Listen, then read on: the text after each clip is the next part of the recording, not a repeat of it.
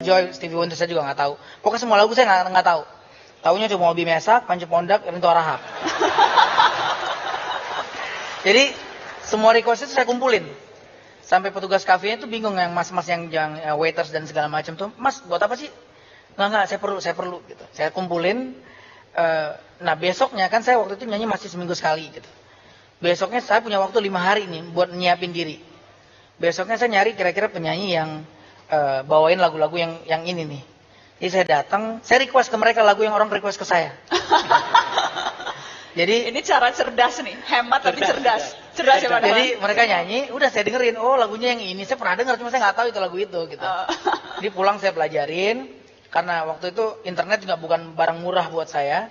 Jadi liriknya juga saya nebak-nebak dengan Inggris yang seada-adanya. Jadi pokoknya saya cuma nulisin, dia ngomongnya misal I like, saya tulisnya I like gitu. Pokoknya kebaca benar aja supaya orang dengerin. Jadi lagu keren, pertama yang Anda hafal tuh apa? Easy. Enggak, saya nggak hafal sebenarnya. Kalau lagu yang pertama yang saya... Easy, Lionel Richie? Ya, itu lagu pertama yang saya nyanyikan waktu acara kampus. Yang diusul ulang sampai 2 kali. Nah, tapi kalau yang lagu yang pertama kali saya hafal, sampai sekarang nggak ada sebenarnya. Even lagu sendiri saya masih pakai teks. Gitu ya? Ya. Ini dokter kok begitu sih? Jadi padahal karena saya terus terang saya nggak punya banyak waktu buat ngafalin lagu. Ngabisin waktu saya buat ngafalin lagu. Boleh dong dikit aja, easy. Dikit aja. Coba.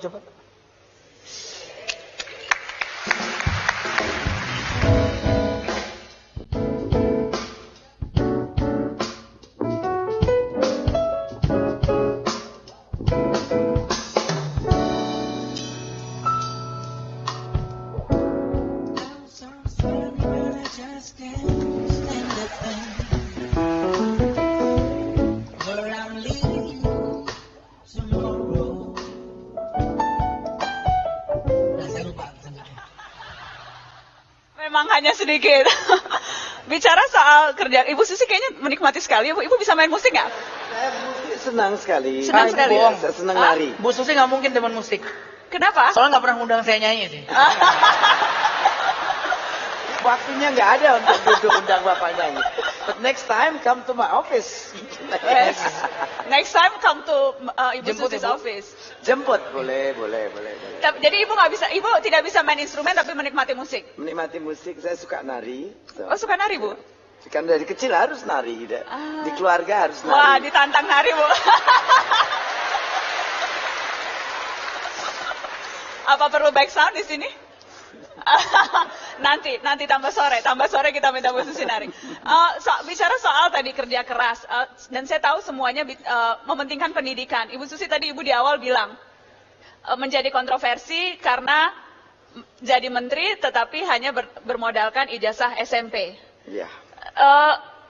Tapi setiap kali saya dengar Ibu bicara, yang Ibu tekankan selalu soal pendidikan, jadi tampak seperti ada kontradiksi. Tidak tamat SMA, tetapi minta orang pendidikan setinggi mungkin. Saya percaya pendidikan sekolah itu baik, Bu. Bahwa saya memutuskan untuk keluar waktu itu adalah lebih karena saya berpikir saya yang tidak suitable for the school. Saya pikir pola sekolah saya tidak bisa menyesuaikan diri. Saya seperti tidak dapat yang untuk saya, tapi bukan berarti tidak baik. Karena hanya persoalan.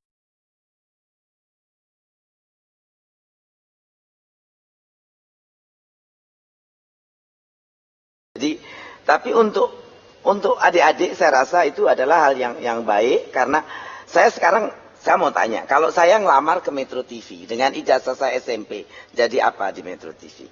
Nggak jadi apa-apa, Bu.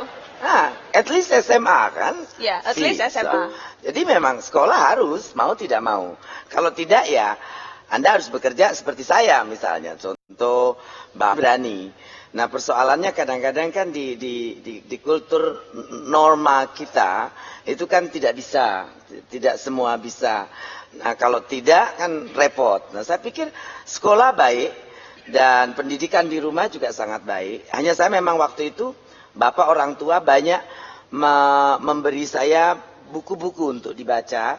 Dan saya boleh baca buku apa saja Jadi saya waktu dulu muda tertarik sama filosofi, sama sedikit politik, bikin kaos golput segala tahun 82, Pak. Ada yang bilang karena itu ibu dikeluarkan dari sekolah karena ikut golput, bukan? Enggak. Karena keinginan sendiri waktu itu. Saya dipanggil sama Laksus ke Ciamis. Oh ya? Jadi, naikkan truk terbuka ke Tasik, ke Ciamis ya. Diinterogasi kenapa muda mimpi mau merubah dunia kan. Dan sekarang sudah kok merubah dunia. Setidaknya berusaha merubah Indonesia. Jadi ibu mau katakan, tapi ke anak-anak ibu, ke cucu ibu, pendidikan itu penting. Ya karena kalau tidak, they have to work hard, 3 times harder, Bu. Paling nggak 3 kali ya lebih keras kalau Anda tidak sekolah. Kalau Anda tidak betul-betul hebat, tidak betul-betul keras, tidak sedikit gila, susah. Kita ijazah SMP mau jadi apa? Tempo hari saya seminar di Pertamina punya batas minimum untuk pegawainya yang cleaning service saja SMA.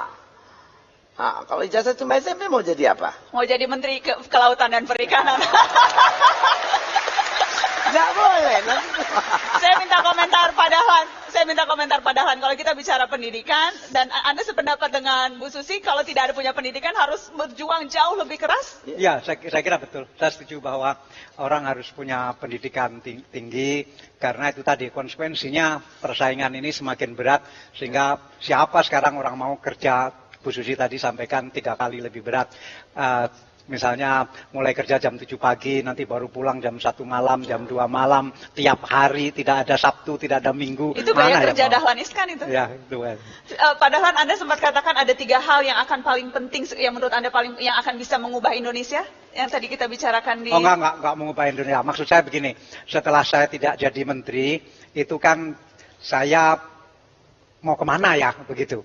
Karena kan yang paling gampang adalah kembali ke memimpin perusahaan saya. Jumlahnya ada kira-kira 300 perusahaan.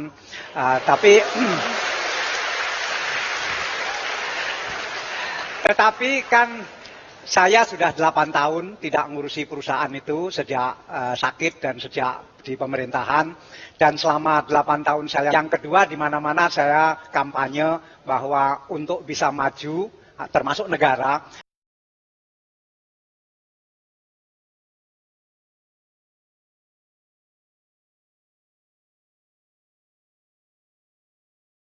Yang kedua di mana-mana saya kampanye bahwa untuk bisa maju termasuk negara itu hanya bisa dilakukan oleh 3. 1 anak muda, 2 wanita yang muda juga, ketiga yang melek teknologi.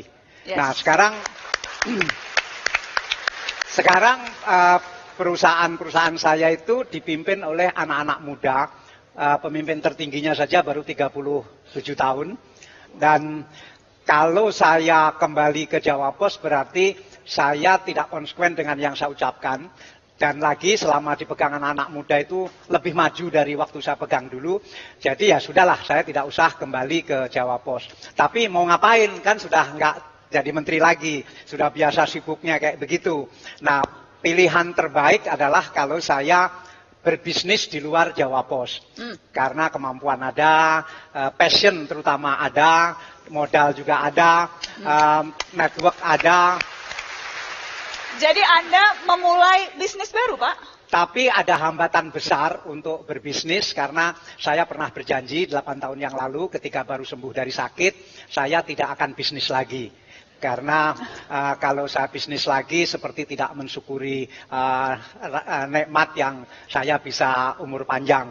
Karena itu saya tetap sibuk, karena itu saya sekarang, saudara-saudara sekalian, Najwa, saya sekarang ini akan memulai sesuatu yang sangat baru, mulai dari sangat kecil. Saya pengen mulai dari pengusaha kecil, yang sesuatu yang baru yang saya tidak tahu sebelumnya, tetapi tidak untuk tujuan bisnis, tapi untuk tujuan sosial. Hanya saja sosial yang saya maksud ini supaya sesuai dengan passion saya, itu kegiatan sosial tapi harus laba. Harus untung? Harus laba, harus untung. Jadi saya tidak akan mungkin melakukan kegiatan sosial misalnya sunatan massal atau sebangsanya. Itu untungnya karena dalam arti yang lain, Pak. Ya itu sudah banyak yang melakukan. Nah saya pilih sosiopreneur, artinya pekerjaan sosial yang dikelola secara